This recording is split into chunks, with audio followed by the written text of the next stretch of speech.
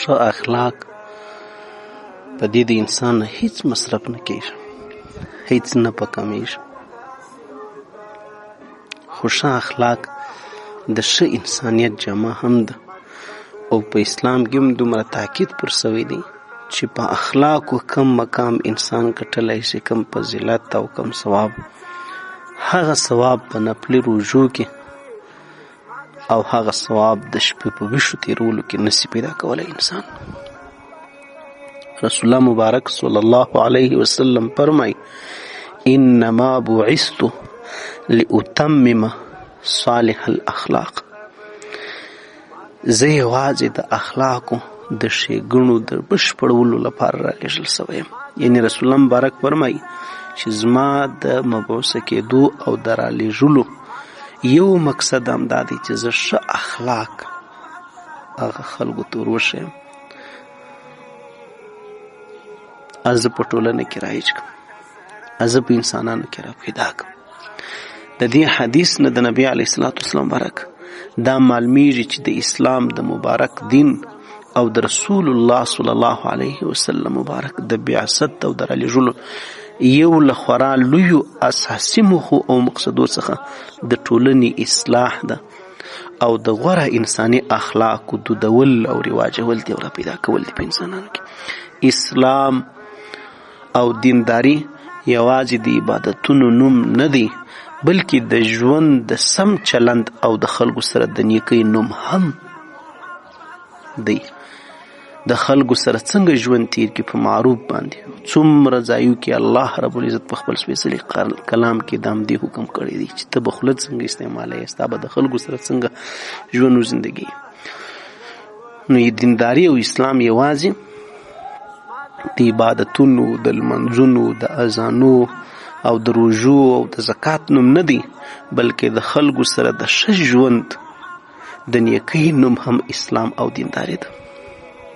بعضې کسانو ږیرې درنامه پرې رسېږي، لیکن د بد اخلاقۍ څه پر لارې نسي تللی، د بدو او د پوچو ویلو د بدو کارو څه بیخي ټولنه ځینې شرمېږي په هغه خبرو د په کردار باندې. دا ولې؟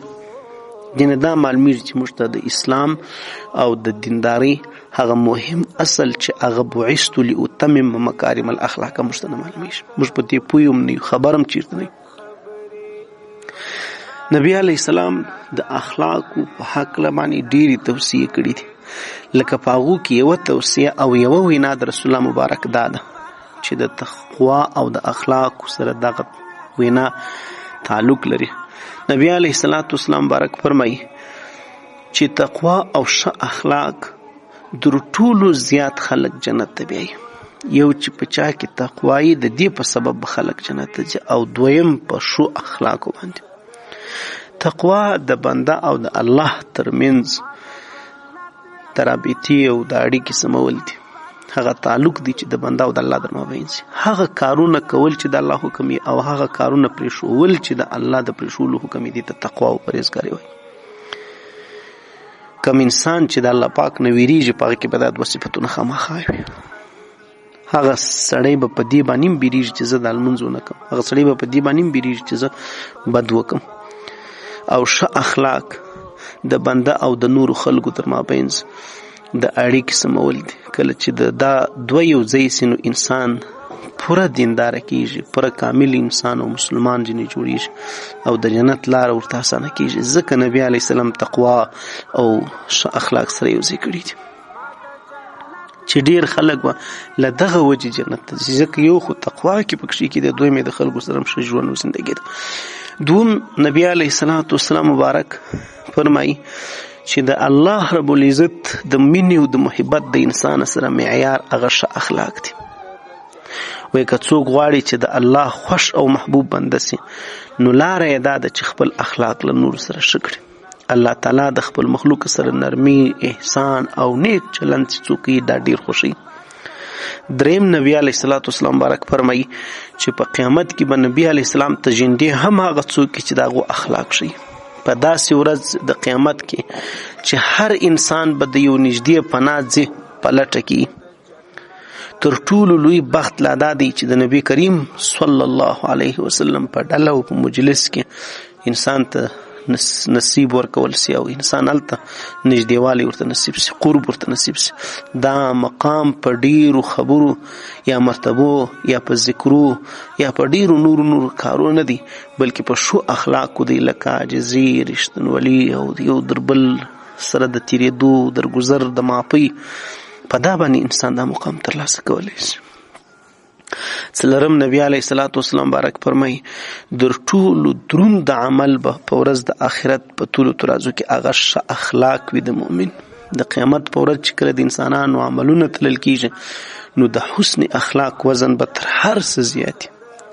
دا ځکه چې په ښو اخلاقو کې نفس وژل کیږي، د غصې زغمل پکې موجود دي، نورو ته د خیر رسول پکې شامل دي، چې دا په نفس باندې یو دروند کار دی.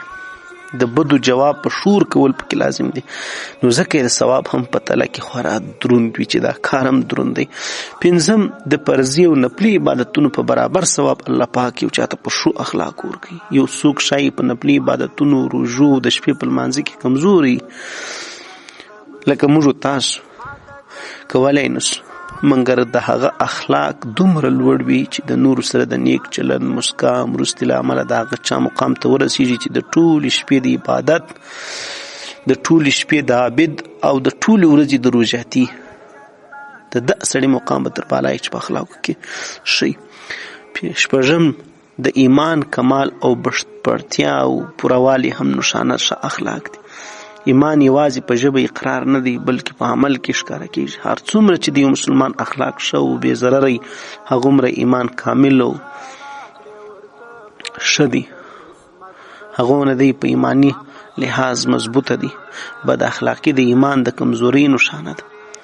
اوم له خاموشي سره د اخلاقو تړاو. ابو ذر رضی الله تعالی عنه فرمایي وی رسول الله مبارک په دوه شیانو ډیر ټینګار کاوه، یو ښه اخلاق او بل اوږده خاموشي. دا ځکه چې ډیر بد اخلاقي، جګړې او د زړونو لرې کېدل، ماتول، د یو چا زیرول، د ژبې د بې ځایه کارولو، د ډیرو خبرو له امله رامنځته کیږي. خاموشي انسان له خطاګانو ساتي او اخلاقو ته ښایستوالی وربخښي. اتم د ټولې دنیا مادي برکتونه، د انسان د عمر مادي برکتونه او د وطن او د کور آبادی، د وطن او د کورو د کولو د قربانو سره د ژوند برکت، دا هم په دې ښو اخلاقو پورې تړلي دي. ښه اخلاق که له ګاونډیانو سره یې ښه چلند یوازې د آخرت ثواب نه لري، که د قربانو سره یې، که د رشته دارانو سره یې، که د دوستانو سره یې، که په کاروبار کې، بلکې دا په دې مادي دنیا کې هم د ډېرې ګټې سبب لري. هغه متل دی د پښتو وی چې ته خندلی نه سې دکان مه راباس. بس دغه رنګه د قریبه سره بیا قرابت نه کېږي چې تر څو ته خندلی نه سې.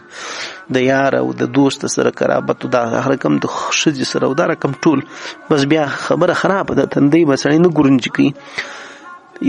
او دا رنګه کله چې په یو ټولنه کې د خلکو د قریبانو په یو کور کې او دا رنګه په کلیو همسایګانو کې د ګاونډیانو د همسایګانو در مابین زمین نه سول او ښه ژوند او ښه چلند، هلته دښمني له منځه ځي او د هوساینې او آبادۍ سبب وګرځي. په عمر کې برکت، د زړه سکون، د خلکو دعاوې، له کینې او له بغض لرېوالی، د انسان روغتیا او عمر ته برکت او اوږدوالی، ته خبرې وربخښي چې دا ټول په اخلاقو پورې تړلي دي. یعنې لنډ مطلب دا دی چې دغه ټول خبرې چې د ښو اخلاقو سره تړلي دي، دا د اسلامي ژوند د پاڼې او د درختې میوې دي. لکه څنګه چې په یو ګل په خپلو میوو، یو پلا په ګلانو، بیا په میوو، په پاڼو، په خپلو لرګیو باندې ښایستی، همدغه شانتې موږ تاسو انسانان به په ښو اخلاقو باندې ښایستی. د انسان میوه بیا دا ښه اخلاق دي. خدای دې موږ ټول ښه اخلاق والا جوړ کړي.